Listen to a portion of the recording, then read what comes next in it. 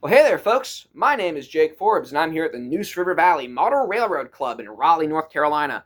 And today we're going to be doing something I haven't done on this channel in a very, very long time. We're doing a full review and demo on this. This is a Broadway Limited Imports EMD F9a in the Aberdeen, Carolina, and Western magenta and yellow paint locomotive number 271. This is from Broadway Limited Stealth Series that I fitted with Loksound V5 using a custom sound file by my friend Logan, aka SCL3618 on YouTube. He did an excellent video on the DCC installation process on this locomotive. I highly recommend checking that out. If you do buy one, I will have it linked in the description below. But today we're going to be looking at this locomotive. We're going to go talk about the history of the model, history of the locomotive. We're going to look at the details on the model and how accurate it is compared to the real thing. We're going to do some specs, look at the coupler height and wheel gauge and all that, make sure everything's good. And then we're going to take it for a spin around the club layout. But before we can do any of that, we have to get this guy out of the box. So, very excited for this. I pre-ordered this model the second it was announced. I have obviously taken it out of the box before to do the DCC install. One of the easiest installs I've ever done. It was like 10 minutes and it was ready to go. So, once we take the first thing off, we got a bunch of paperwork on the inside of the box, advertising things like the early Challengers and the Daylights, as well as the Santa Fe Hudsons and Freedom Train cars. You have a thing advertising the BLI Collectors Club. I'm not joining the Collectors Club. And then this is what is probably the most important sheet of paper that came with the model. This is the DCC installation guide. And on the back, it has a list of decoders that work with the model. The locomotive comes equipped with a 21-pin plug for the decoder. So if you get any 21-pin decoder for the locomotive, it should fit.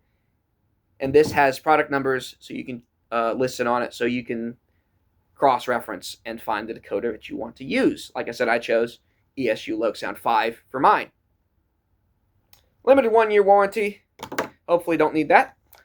And then the second most important piece of documentation with this, the exploded parts diagram.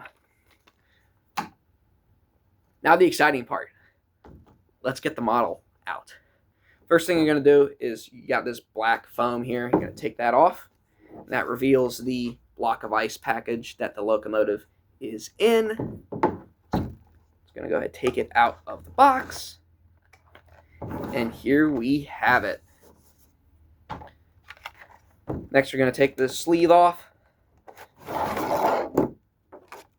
There's some side pieces in there to help secure the model. And then you can free it from its plastic cage. And like I said, I've had this out before and I've run it. But my first impression taking the thing out of the box was they nailed the finish. I have been lucky enough to see this unit. I have photographed it. I've ridden behind it. I've toured the ACWR shops in Candor. They knocked this out of the park. This looks just like the real thing. I took it out to photograph it next to the real 271, and it just was incredible seeing how well they did with this paint. But now we're going to take it over to get a closer look at it. Before we do that, we're going to take a look at the history of the look of ACWR 271 and get a better understanding of where the locomotive came from. We're going to get into that right now. ACWR number 271 began life as Baltimore and Ohio number 4590. After serving the B&O for several years, the locomotive was sold to the Maryland DOT, where she served in commuter service. In the 1980s, the locomotive was rebuilt to F9 specifications. In 2006, the locomotive was purchased by Norfolk Southern along with 3 other F units to form an ABBA set for their executive trains. These locomotives were numbered 4270 and 4271 for the A units and 4275 and 4276 for the B units. In 2019, all 4 units were renumbered, again removing the 4 from their existing numbers. Later in 2019, Norfolk Southern sold the 4F units in A-B pairs. 270 and 275 went to the Reading and Northern, while 271 and 276 went to the Aberdeen, Carolina, and Western. Today, both 271 and 276 can be seen bowling public and private excursions in the Sandhills of North Carolina. All right, so now that we've had a bit of a history lesson on the 271, we're going to get into the detail section of the video. Now, before we do this, I have to preface it by saying, I am a steam modeler. I am not a modern era modeler by any stretch of the imagination. I'm a steam guy. And while this locomotive does originate in the steam era, being built in 1951, it has been modified pretty heavily over the years with modern appointments and features. So I may or may not call something the right name. And if I don't, please correct me in the comments and don't crucify me. But otherwise, let's go ahead and get started with the pilot. All right, let's get started with the detail. Starting up, first thing is your cut bar right here. You got your air hoses here. And then above that is your coupler. Now, full disclosure, I have swapped the couplers on this locomotive. Out of the box, the engine has what I would call Broadway Limited in-house built KD5 clones. I have swapped the couplers out for a set of KD number 158s, the scale couplers. There is no reason you should have to do that to your model, unless you want to. The ones that it comes with out of the box work perfectly fine, and they will keep your train together, and they just work. You shouldn't have to swap the couplers unless you're like me and you just want to have a different type of coupler. And the swap the couplers, it was really easy. You could probably fit any type of coupler you want. If you wanted shelf couplers or just some other type of coupler, it should be really easy to install. Next to that, you've got your MU hoses here and your MU receiver right here. Above that, you've got grab irons. You got those on each side of a locomotive. But now we're going to talk about the thing that I think really sets this model apart compared to other F units on the market. And that is these recessed ditch lights that BLI included. These are fully functional LED ditch lights that flash and do all the fancy stuff that you would expect ditch lights on a modern locomotive to do. Like I said, this is what sets this model apart from a Walthers unit to me. Walthers and Bachmann have both made the Norfolk Southern executive F units in the past. And I know for a fact the Bachmann one, because I got one in the Thoroughbred train set, one of the first models I ever owned. It had stickers where the ditch light should be. And I think the Walthers may have had something similar, or it just didn't include ditch lights at all. So that's something to keep in mind. This has functioning flashing ditch lights. Above that, you've got your Aberdeen, Carolina, and Western crest. You know, it says Aberdeen, Carolina, and Western, the Carolina route. That's all perfectly legible and very clearly printed, and a very high quality print for this. I'm really impressed by that. Above that, you've got your illuminated number boards on both sides of a locomotive, and above that, you have your LED headlights. Up here, you've got some grabs along the side and on top of the nose. Got that on both sides of the engine. And then you got your windshield with separately fitted windshield wipers. And if you can see in the cab, you can see there is a hand-painted crew figure on the engineer side. And you've got some more grab irons up top and a PTC antenna right there. We're going to go ahead now and move on to the side of a locomotive. Going down the side of a locomotive, you've got a step right here. You've got some ports up here. Got a step ladder with a yellow marking on each rung per the prototype. Separately fitted grabs on both sides. The door, under the cab window, it says 271 in the correct font. Window glazing, when you've got your grills, glazing in the portholes. Got your pinstripes right here. And then it says, along the side, Aberdeen, Carolina, and Western in very crisp lettering. Back here, you've got more step ladders, more grab irons, another door, and then some more grabs along the back here. I think along the roof of the model is where things sort of get interesting, though. Got some grabs up here, PTC antenna, as previously mentioned, 5-chime horn facing with all bells forward, per the prototype, some more antennas up here, fans, and exhaust ports, and then your head-end power equipment with towards the back here. That's another big feature on this model that a lot of other NS executive units that made by other manufacturers don't have.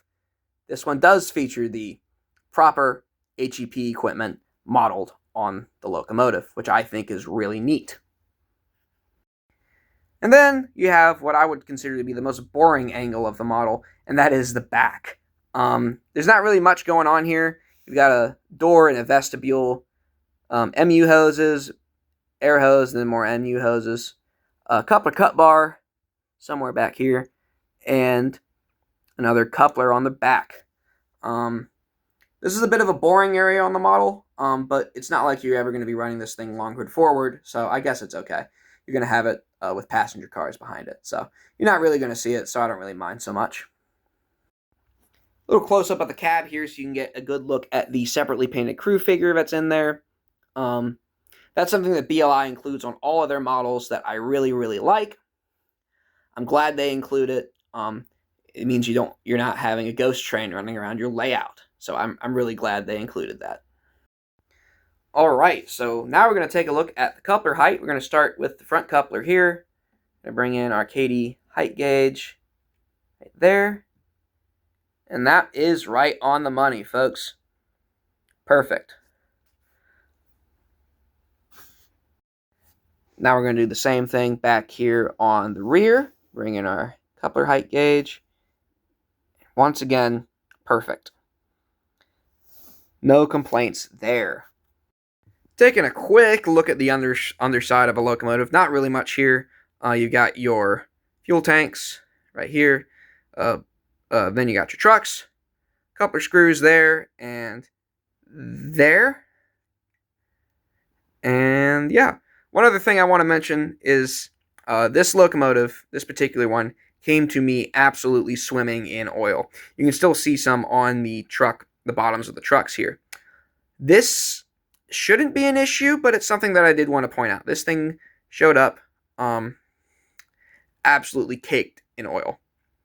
If you want to remove the shell, you just gotta take the pull the tabs from the side across, and then it should just pop right out.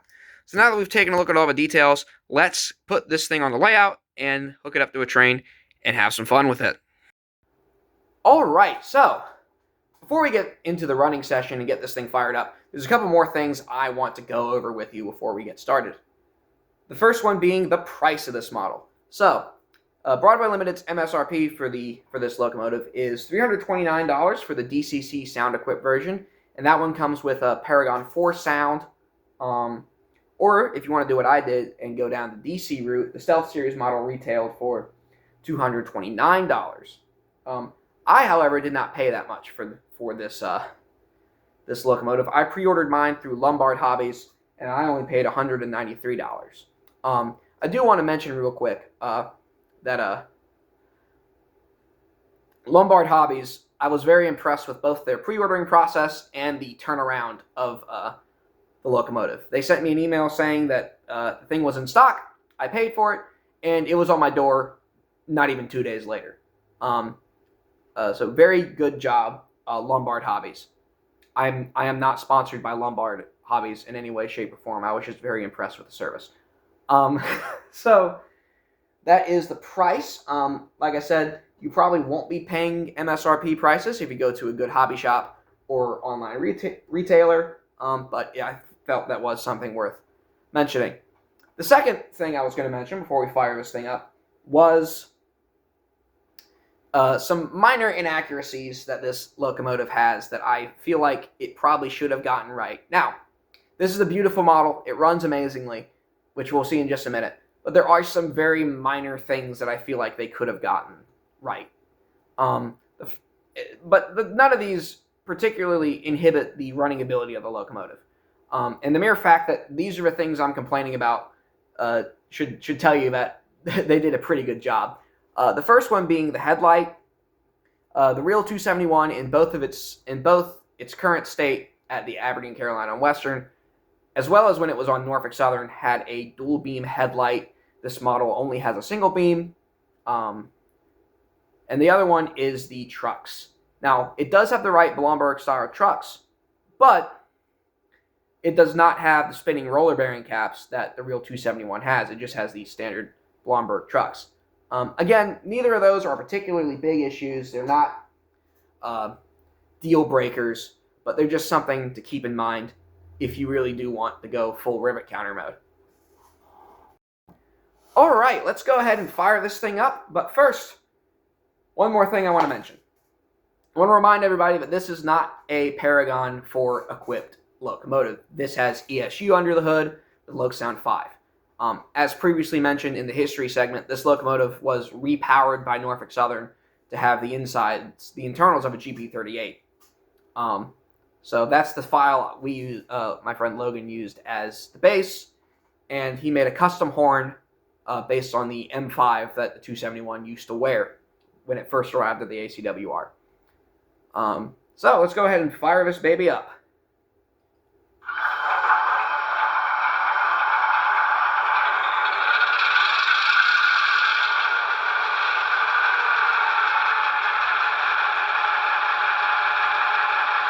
So just like on any NMLA standard decoder, I have the headlight programmed to function 0. Ditch light is function number 6. And we have an interior cab light as function number 5. We'll take a closer look at the lighting here in a little bit. Let's go ahead and hear some of the sounds this thing makes, starting with the bell.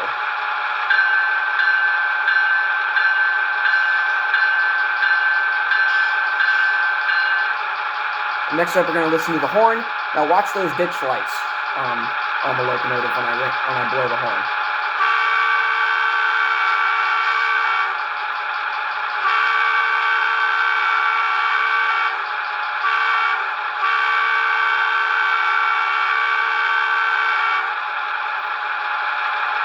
So that's right, the ditch lights on the locomotive do oscillate as per the prototype when you blow the horn. I know on some locomotives nowadays you have, when you blow the horn, the bell also goes off. I do not believe that the 271 is equipped with that feature, so it has been left off.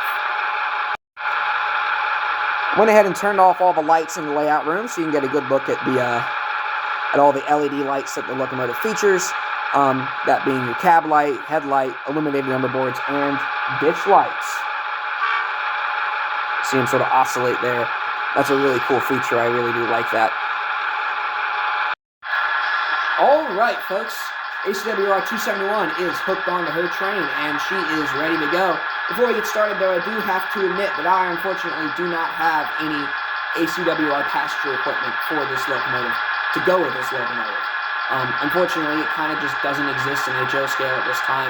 Hopefully that changes in the future, but for the time being, I've hooked her onto a train of roughly 10 passenger cars, primarily of which are Walters Proto cars, with a few Fox Valley model scale train coaches thrown in for good measure. But, with all that being said, I'm going to turn it over to the ACWR 271, clear to depart on NRV track number 1, westbound.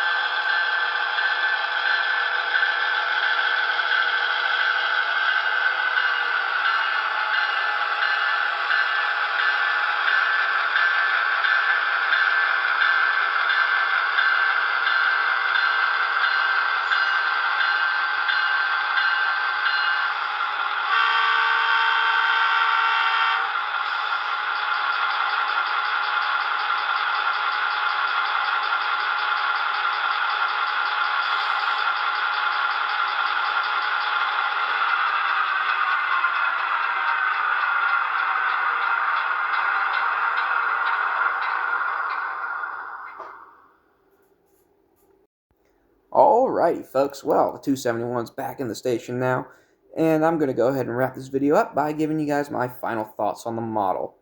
Now, this is an excellent model by Broadway Limited. I think they did an incredible job at replicating the NS executive units.